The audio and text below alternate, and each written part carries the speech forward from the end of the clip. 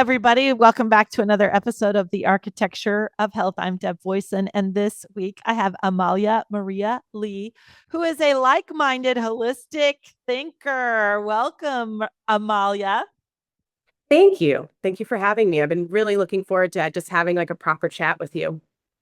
Yeah, I love having a platform like this and knowing people like you through Instagram. Guys, another cool person I met through Instagram. And the reason I did not give Amalia a specific title is we both are really fascinated with how many components there are to holistic approaches to health, and that part of the whole problem with health is us siloing expertise into different categories that don't speak to each other. So, we're going to have a conversation centered around holistic ways to feel good. So, Amalia, what would you I would like you to describe how you arrived at this conclusion that that was what was required uh, as an approach.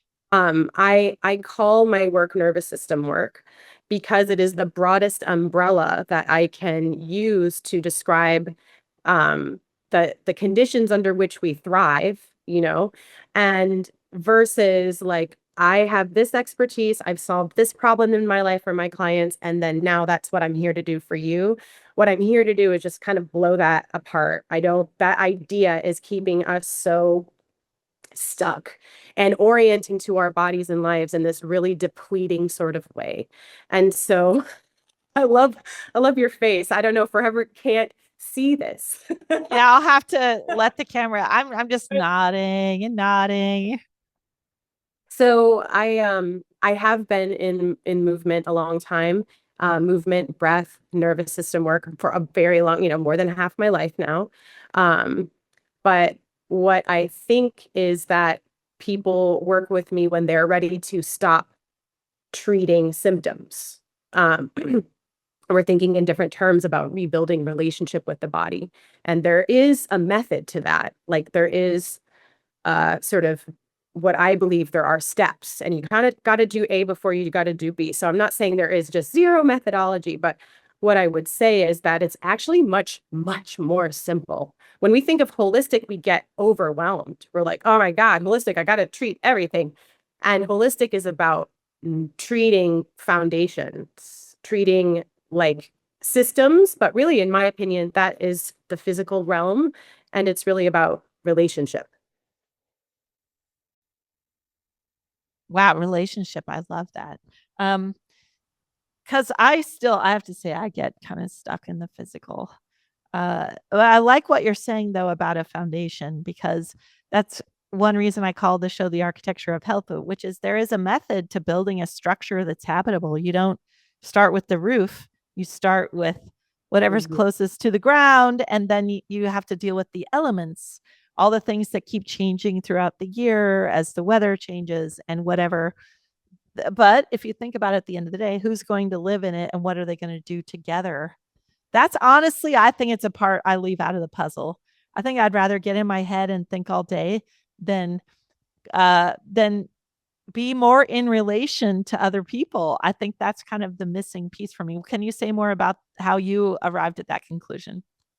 Well, I said relationship, but what I mean is the foundation is not with other people. It's the relationship we have to ourselves, our body. Yippee, yippee, because that's what I've been thinking. Go ahead. But well, the thing is that I think we're taught to orient out of ourselves a lot. So we're thinking about our relationship with our kid, our best friend, our partner, our doctor, our coach, and we tend to skip over this relationship with self. And it ends up being sort of an outsourced thing. Like this doctor is going to make my body feel better, and this relationship with my husband is going to fill this hole in my heart. And really, what restoration is and vitality is to be able to put some of that energy to like take it back from the fixing and the siloing and put it into relationship building. Any symptom we have is your body, and I'm talking about mental or physical. It's a body expression for attention and for change. And if we're thinking about getting rid of the symptom, then we are bypassing the actual reason for the communication from the body, which is, I need you to know me better. I need you to adjust. I need you to orient differently to me. I'm not a project. I'm a being, right? And like being able to, I think we put self-love on the shelf. Like no one does that. like like, oh, I'm going to optimize my gait and like remember the script to say to my son or my kid, but like I'm not going to put this kind of time that it takes to really look in the mirror and be able to reckon with this person and this person behind your eyes, and I honestly believe that that is the architecture for health, our relationship to ourself and source, our inner voice. It has impact on every system in the body, which is why I call this work nervous system work, because people are coming with symptoms. People are coming not maybe in a crisis, but maybe at a threshold of being like, this, I want my life to express differently. I've been doing it this way, and it's like everyone else is clapping because I'm skinny, or I've got the symptom under control, I've got the bank account, but like I don't feel great. I don't want to keep spinning all these plates. And I really believe that vitality comes from shifting that energy back into this relationship with ourselves, instead of thinking that we have to fix all these problems. We're super adverse. Oh, this is the next subject, but it's like I believe it's from this adversity to suffering, like, fear and suffering and pain, and I think that we were sold this idea that suffering is terrible and should be avoided at all costs. You know?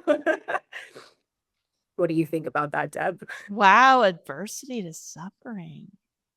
Yeah, I have to admit, once I started to feel some wins in this self-healing realm, I think maybe suffering did become this thought of something I would avoid, right? Yeah, I think that is a step on the path. I think it causes us to emotionally shut down. And but we don't know it. We're like, we're winning. I just wrote about this. Like, I hadn't experienced anxiety in like a long time because I had experienced really bad anxiety in my early 20s. And I was like, oh no, you know, cannot have that, right? That's a malfunction. So let me fix that. So I fixed it. But the thing is we don't, I didn't realize at the time. So this is a process that we just have to go through sometimes. But then someone might say something where you're like, oh, okay. And I learned through osmosis, not a direct directive, right? But to regulate, to take that feeling and do something with it. And that it was like, it was chipping away at my happiness. So get rid of it as soon as possible. And I also have kind of chronic symptoms that I dealt with for a really long time. And I went through, lots of effort and money trying to fix that too. And what I really think is that this it's like your post today about the Brazilian butt lift. Okay. So it's like we want to get from A to B. And we don't want to do the things to get from A to B. We just want to get calm. We want to get happy. We want to get a bigger butt. We want to get rid of the symptom. But then we skip the part where we're trying to build relationship because we're so fearful of suffering. And I believe that we were taught to fear it. You're not supposed to have anxiety. There's a pill for that. You're not supposed to have pain. There's a pill for that. So as soon as we have it, we think, how do we get rid of it? Instead of just being able to be in relationship to it. And so recently I had some anxiety and I was like, okay. And I was like, ooh, we're gonna go on this ride. And especially because my hormones are changing, I am being opened up to more of these waves. And am I going to pathologize them or am I going to ride them like they have meaning, like they actually matter, instead of like, oh, my body's malfunctioning, I'm not supposed to feel like this. I was like, okay, I'm going to feel insignificant and irrelevant or out of place, because I know on the other side of this that there is something that I am trying to access. And I was able to sit with it. I was able to feel it, ask it questions, just be. Mhm. And I got so much out of it. I got so much out of it. And it was just this really recent experience for me, centered around not being afraid to suffer, and there's just so many like examples of that. Like, I think birth is a really great one. We're so terrified of it, so terrified of it. And of course we are. So no shade. I was too, very terrified of birth. And I got a birth that reflected that fear, despite my intentions. Um, and so I think like the fear of suffering could be traded out for like, how do we relate to it as part of ourselves? Anxiety, depression, pain. What is it developing in us so that we can not contract when we experience it? Because usually there is a resolution to be had. We just haven't practiced that. We're not culturally adept at that. I honestly remember with my son's Tourette's, he would get these like whiplash ticks and it with these extreme face contorting movements. And I was like, but really what worked was listening to them. I was like, Mhm. oh, okay, what just he's trying something, his body's telling us something. And when I just really could sink in and listen, and thank goodness I didn't medicate those away because his body was telling us the truth every single time. And Because the body always tells the truth, always, always. And learning how to orient to it with precision, with curiosity, and mostly with reverence. I think that's the biggest thing. It's like this thing is smart. It's not a machine. It's connected to God and our psyche and our environment, and it is not separate from those things. So if we start treating it like a machine and treating physical in the physical realm, we are always on this hamster wheel. But if you start believing your body like it has its tentacles in those other aspects of ourself, then things start to feel a lot more coherent and calm, for sure. Like, calm, not in the way that your environment changes, but that your reaction changes. that's a great distinction with the calm. It's an actionable type of calm. It's not Right. a spiritual bypassing, detaching, Right.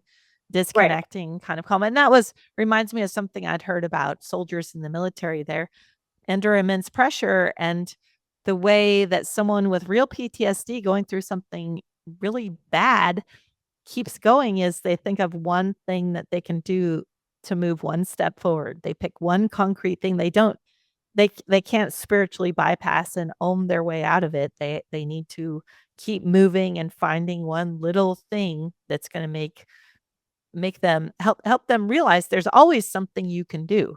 There's always some direction to go, even when the stress is Even when mounting it's up. stillness, right? Even when there's nothing to do, right? I think that's the hardest one. We are always looking for an actionable step, and there is often a next right step. But a lot of the time when things are intense, it's to do nothing. And that is what we want to do the least, right? Even if it's 2 to 5 minutes, it feels like a lifetime when you are in pain, when you're watching a loved one in pain, when you're activated in that kind of fear state, when the amygdala is on, the reasoning is off, right?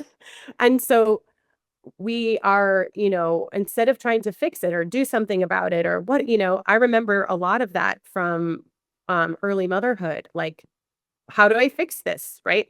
And it's like, what I learned is that this is an analogy I've been using in my coaching community lately, but somebody asked me how to deal with pain. And I was like, well, there's not just one way, but and we're talking about emotional and physical pain. But there's a lot of ways to say it or think about it. But I think about this, my baby niece that I was just hanging out with teething. And it's like, okay, well, you have the option of actually putting something on their gums or giving the medicine to numb the pain. So you have that in your back pocket. You do it if you think it's necessary. That's the same for us, right? So we can choose that. We know it's there and we can be discerning. Second thing is sometimes distraction really is medicine. Sometimes it's like, ooh, look at this toy. Let's go for a walk. Let's get outside. Like, we can do the same thing for ourselves. We can give ourselves other things to focus on in that moment, or not moment, but in a prolonged state of difficulty. But I think that the third and most important thing to do for a baby when they're just persistently uncomfortable is that you don't try to fix it. You just sit with them and you build the nervous system capacity to not try and take action so that they learn that it's okay to be in this state and to cry and to be uncomfortable. and that we're not trying to fix it, that this is part of human experience and you're not alone. You're not alone in that, and that, and I think that's the most comforting thing to do sometimes is just, build the capacity to be with the feeling, whether it's your child's feeling or your own feeling. And those are such mirrors. If you actually have a child, it shows you how to take care of yourself. I think how we relate to our children is kind of how we're trying to reparent ourselves. I like, I think you might have named this podcast episode. It's the Believe Your Body. I like that. Believe your body. Yeah. And the sitting with stillness. I am comfortable with vast amounts of stillness to the point I could almost float away. I could just and so I think too there's this question when I've almost at time been low tone enough that I don't even notice I'm suffering or I can't even I I'm willing to just have more suffering than is needed. Like I won't have the idea. Like I went 20 years avoiding walking on uneven surfaces because I was like, oh well, that's just the way it is. My knee Oh, is going to hurt when I walk on an uneven surface. What were you going to say about that? well, I was going to say that is avoiding suffering. So, yeah, I mean, I think, instead of turning towards your body and asking, what are you telling me? You're like, well, this is the thing that I work with the clients that I use, that I still have their sort of relics of my teaching the body, in the body realm. And they just want to, I only have a couple of those left because they're like, you know, um, it's very hard for them to say like, okay, so this is a problem. Instead of avoiding the problem and wearing a brace and avoiding that range of motion, and how can we meet an edge? Meet an edge every day. Ask it where it is every day. Not let the story determine the outcome, because the story is determining the outcome. I mean, we the story is the life. Whatever you believe is your life, right? And and so if you believe that you can't walk on uneven surfaces, you cannot. you know? Yeah, I remember that because I would get stabbing machete-like pain, and I would occasionally get rid of it.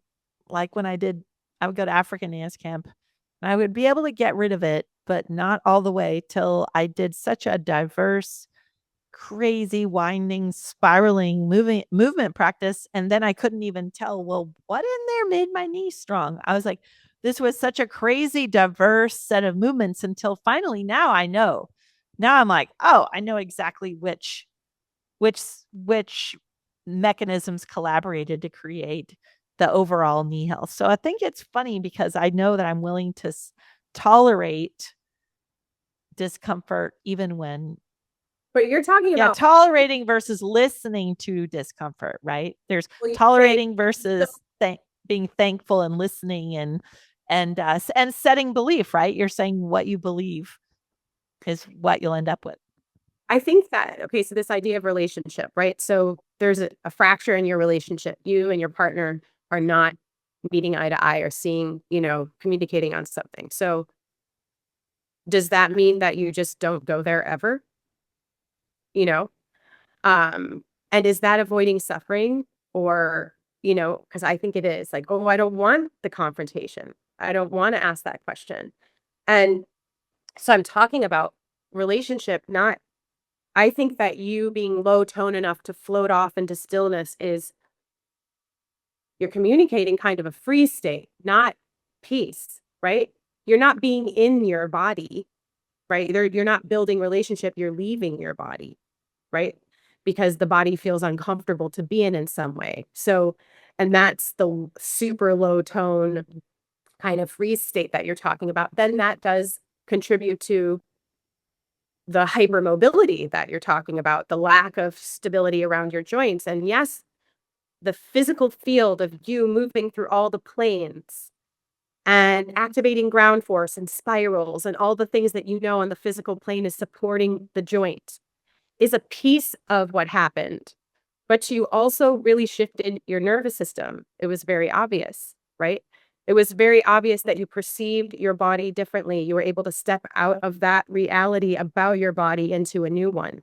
And I think that that even facilitates the ability to access all these planes, to feel safe and confident in the body enough to give you the support, to build the confidence. That's why I really love the convergence of body and nervous system.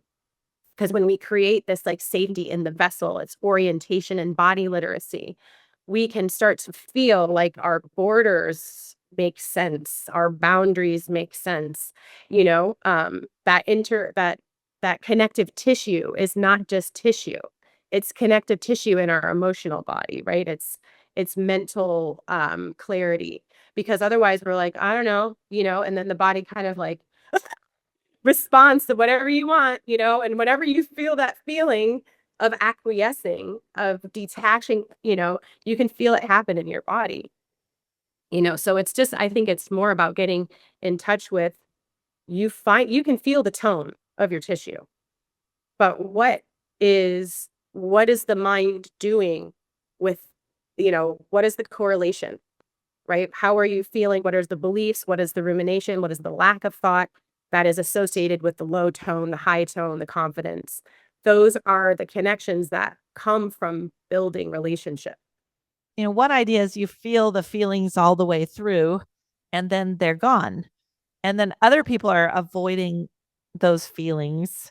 And it's a kind of a chronic, there's this chronic avoidance of those painful feelings. But some people hypothesize that encouraging those painful feelings, kind of like where they talk about when you lose your temper and that it ends up hurting your own nervous system by expressing that anger outwardly. Any thoughts about that?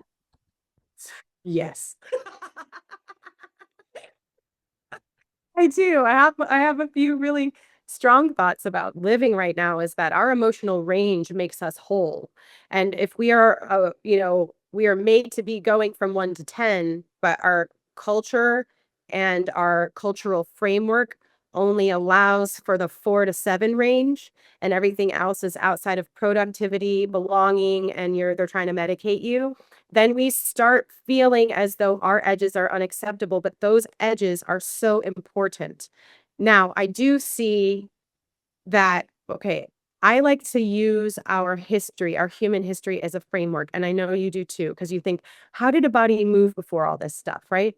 And how the body moved is also how the energy moved and how the mind moved and how the rhythm was. And it's multi-layered. It's not like, oh, well, we were just crawling around on our hands and feet, right?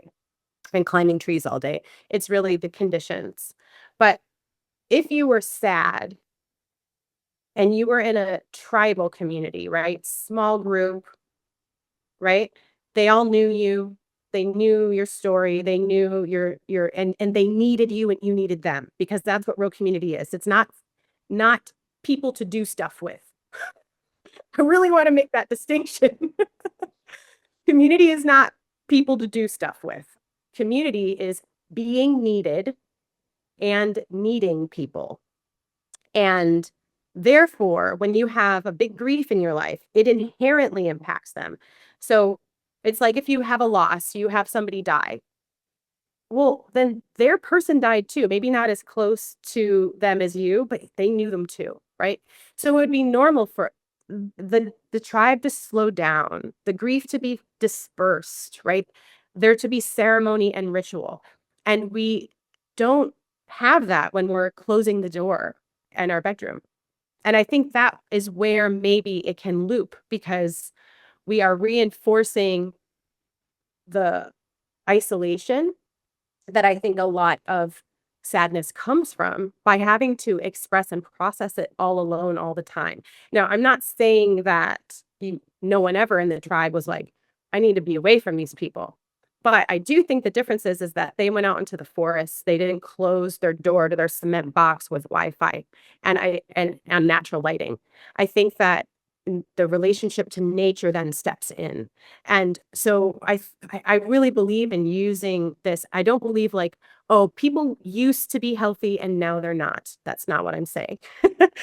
But I do believe that how we evolved as humans can give us a really good architecture for how we might interpret that in modern life. And I think that really building interconnectedness is what helps us to process to resolution, not because it's gone, but because you have been seen, right? So like people know, they have seen you when you're vulnerable. They have seen you when you're not like putting on your forward facing self, which really is what establishes safety. Not, you don't have safety if you have to perform for it, right? So I think that can be the trouble as far as letting the process move all the way through. Um, though I do believe that we have to feel our anger, our grief, our sadness. And I do believe that it is in community that it feels most constructive to do so. Even if that's the micro community of doing it with your kids sometimes to kind of teach them some emotional, range and practices, but or, with your ladies around the fire, like whatever is your flavor. But I do think that doing it with others is a pretty powerful aspect of that, being able to feel the full range of our humanness and reintegrate that, despite what the culture would like us to do, because I don't think the culture wants us to feel all of that because we would be very empowered if we did. So how have you managed to, because you've moved a few times, how do Mhm. you manage to grow your community that way? Well, I don't engage in a lot of small talk. And that's not so much intentional, but it just the nature that I have. Um, I also really prioritize time with my family, and I am here with, so my husband works from home. We unschool our son, which means we spend time with him and we do parenting things. We don't have like a curriculum, but it means he's home all day with us. I have my in-laws down the street, my mother upstairs in a casita. My my son's cousins live here. So um our rhythm is usually like getting Aura out to play in the afternoons when most of the kids are out of school. And so then I'm usually out in nature and hanging out with the families or our family. And the rest of the day is for a little bit more of a protected bubble time where we get work done, we get nature time, we have, internal family connection time. Um, I actually kind of forgot the exact question. So can you ask? Oh, building community in this age with all the digital division and geographic. Yeah. Well, I prioritized being with family, and I do so that I actually have less time to spend with my girlfriends who are out doing amazing things all the time. Like we live in a community where you could go do something really cool, soul-led, full of awesome people every night of the week here. You could. And it's a unique place for that reason. And when I have conversations with the women here, the people, but I've kind of focused a bit on the subject of women. Um, I have a lot of really good connections. So I think it's really more about the quality versus the quantity of time that I spend. That we're really speaking to something that matters to us, so that again, that goes back to being seen. And so if it's like, if you're just doing small talk, then they don't know you. And so then that urge to have community is not really satisfied, right? Um, so I think kind of being willing to be vulnerable is a tenet of building community. That's and the willingness to be needed and to need. And so it's not about like a lot of action. It's just more about my intention. Like I like my life to make sense to the old woman at the end of my life.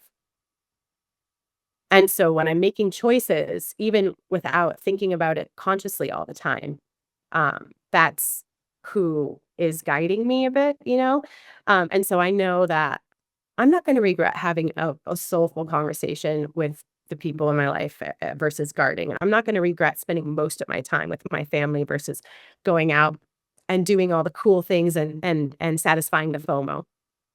I I feel very like happy with how community develops in this way, which is I know my neighbors really well, and we have a few families that we interact with on a regular basis, and in many ways, community is small. And um, as far as my professional life, it's again, I'm willing to allow it to be small because my wheelhouse is long form connection, right? Like I'm not here for the peak experiences and the hooks on Instagram, and I don't have a problem with that on an individual level, though I do on scale. Um, but it's just not that.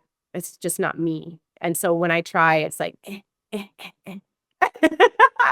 And so I much prefer small, long form, deep kind of connection, whether that's professionally or personally.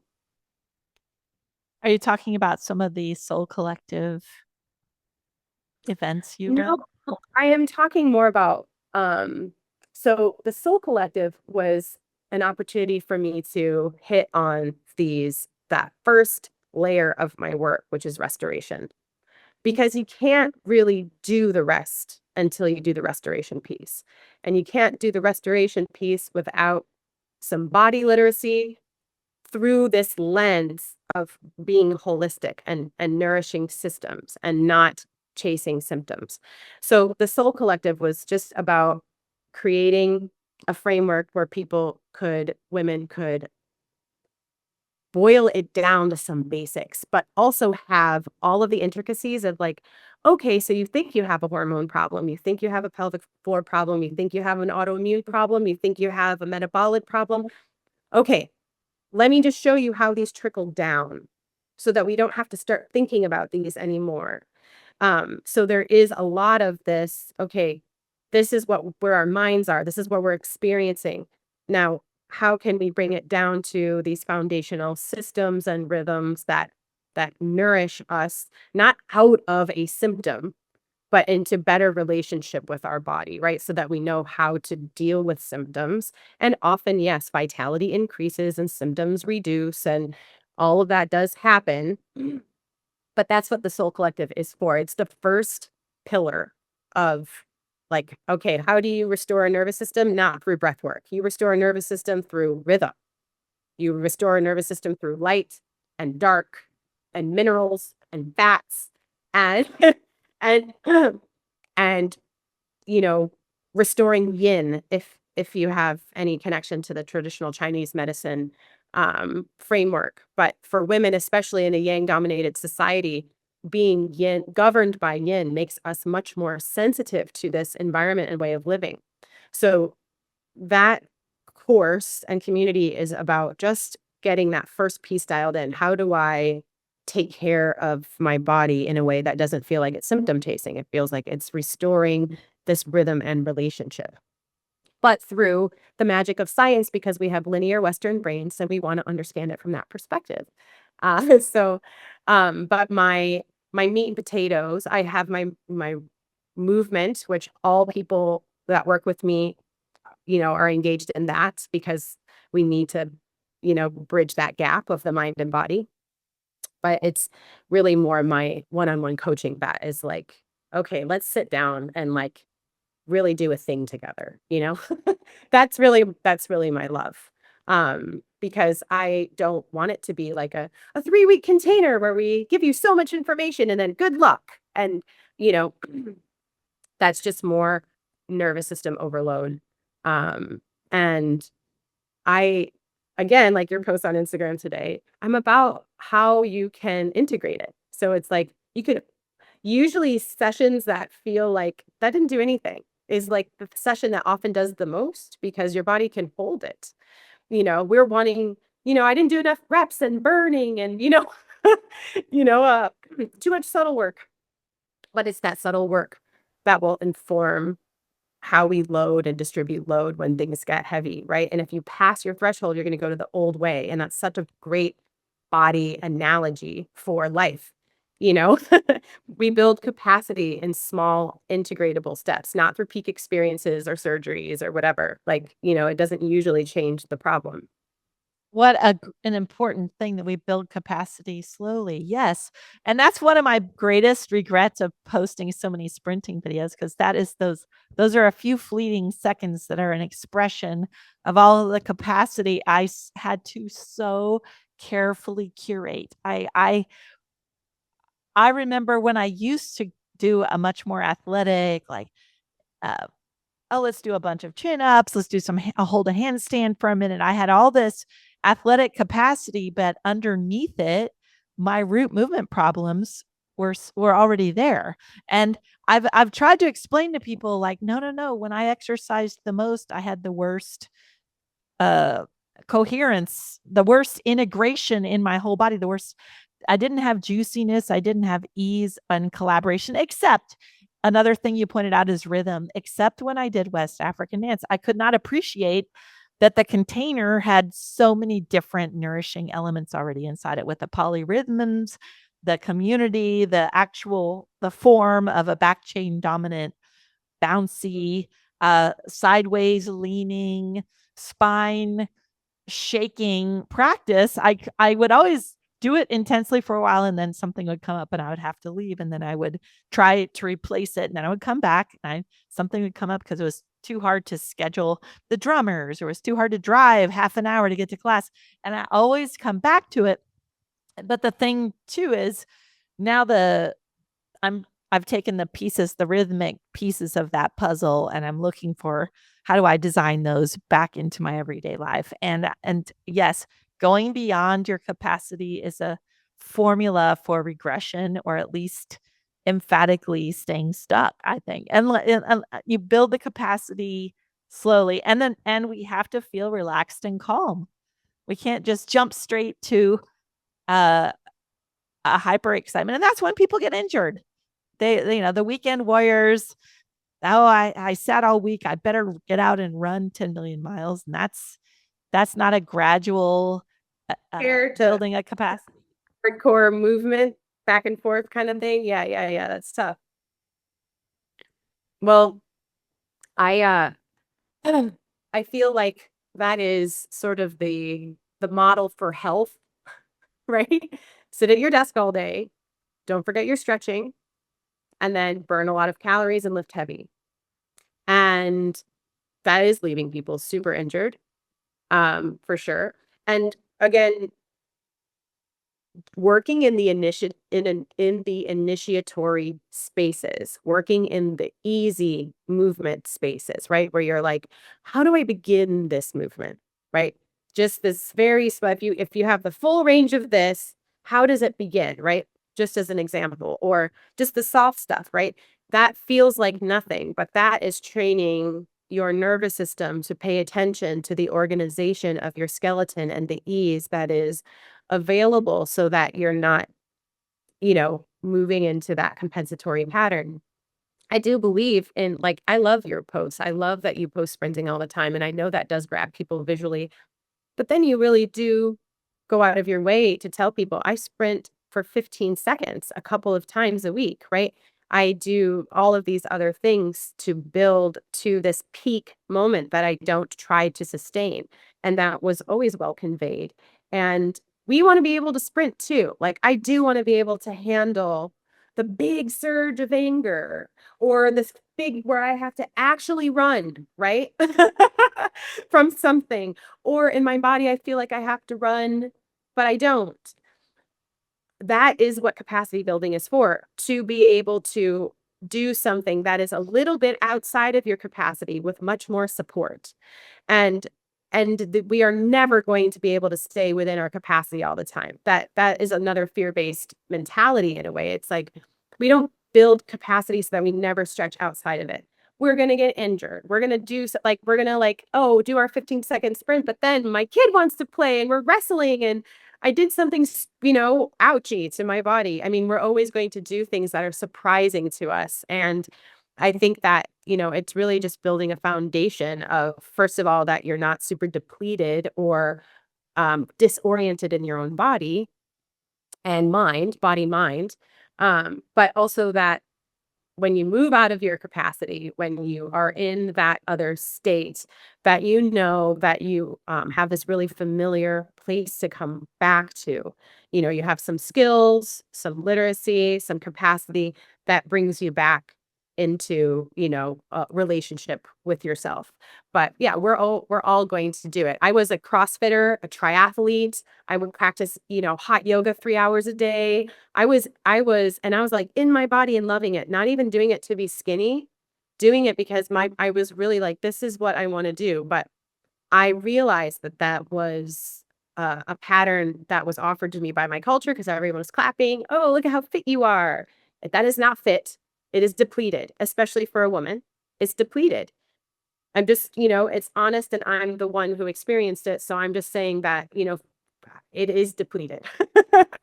There is no way to sustain that and have what you need for good functioning. Um, and so now to be able to, focus on refilling that well, that is, that deep pool of resources that we need to draw from in those moments when we're outside of our capacity, when we're reaching in the backseat while driving the car and we don't want to wrench our shoulder out, like that's part of our deep pool of resources because we've done this a bunch, right? And so it's like part of our resources is that we visited this place before, but then also emotionally too, it's just, I think restoration is more important than the tools people use to the protocols for your health, whether it's mental or physical, you know, just thinking about restoration as as a baseline. But it is so subtle at first. It is so organizing around ease, organizing around support, and teaching your nervous system that is so. Like me as a fitness person, I just efforted too much. I efforted too much. I engaged and supported and whatever too much, which does tend to result in some front chain dominance also, this efforting, because the back chain is the kind of letting go and being supported more energetically and physically. And so when we're efforting, we're doing that like crunched soda can that you like to, use for an illustration, which, changes our breathing pattern, which changes our nervous system, and they loop. The nervous system informs the tissue and vice versa. Um, so yeah, I feel like that, and also that you're talking about that clear channel and that information being passed between people versus the cloudiness. And that cloudiness is that lack of range being allowed in our culture. That's the cloudiness. And so when I think of this from a chemical or scientific perspective, I think about a woman's nervous system being primarily modulated through oxytocin, right? So we regulate chemically mostly through connection. And that includes our connection to ourselves. Because when we orient inward and we're like, because we're like, oh, you need to fix that and do this and you're not good enough, then that oxytocin is squashed. And that's our main, chemical neuromodulator, right? But also it is what motivates, activates maternal rage, oxytocin, right? So it is our connection hormones that tell us to be angry, to step in and you think about this, when you have that like mother lion stepping in between the baby lion and the daddy lion, right? This is very basic mammal behavior, and especially from a woman's perspective, because men are regulated more through dopamine and adrenaline and doing and checking boxes, which is why our society is based that way, because that's how their brains work. Our brains work on connection primarily. And so we actually need to be able to activate the anger and say, no, this is so sacred to me. Absolutely not. And be able to puff up and get big and strong because you're allowed to, and you can, and it results in some sort of forward motion or being heard in some way. That is as much a part of connection and the need, like your body's process for regulation, as the snuggles that we associate with oxytocin. So we need conflict as human beings. We need to get angry. That's how we figure things out. We don't need to hit each other, but we do need to exist outside of that comfortable range of tone and all that stuff. We're human beings, we're animals. And so I think that when we understand that simple piece that, okay, this hormone that we think of as like, oh, it activates when I'm breastfeeding, or when I'm snuggling a baby, or when I'm, having a loving moment with my husband. It's the same chemical that activates when you are like mad because somebody's hurting a child, or neglecting a dog, or doing something, in the world that you need to step up and speak up for. And we are shut down that way, and, collectively. And I think it just makes it harder to connect, because it is in fact the connection hormone that is activating that desire. And, I'm just so grateful for those lessons. They cannot Not all lessons can be learned gently, as, the affirmations of 10 years ago used to kind of make me believe, it's like, I can take all my lessons gently. I am love, I am peace. I am those things. But also, our discomfort is one of our absolute main motivators and teachers, no matter what form it comes in. And, if we can be playful and let joy coexist with that, we're winning. And that is the architecture for health. And that's the architecture for health. Amalia Maria Lee, how can our audience find you? Well, I am Amalia Maria Lee on Instagram, and I am not a big content creator because I don't quite have that same relationship with it that you do. Like, I do have moments of feeling really inspired and wanting to make things, and then I do, but I have never been one to satisfy the algorithm in any way. So I'm just there so people can find me, basically, and then they can find me by DMing me, or accessing my website, which is also amaliamarialee.com. I'm mostly really a fan of like actually connecting. Like, DM me, we can get on the phone or have, a Zoom call or something. I really like the I mean, we can't all be in each other's living rooms, but this is so great. Like, I'm so glad we got to do this. And so that's how people can reach me. Just uh send me a message and we can talk. Well, I'm the lucky one. This was awesome. I learned so much. So thank you. All right, soul sister. That's a Okay. wrap. Okay. Awesome. I can't wait to see you again. Bye. I hear you. Bye.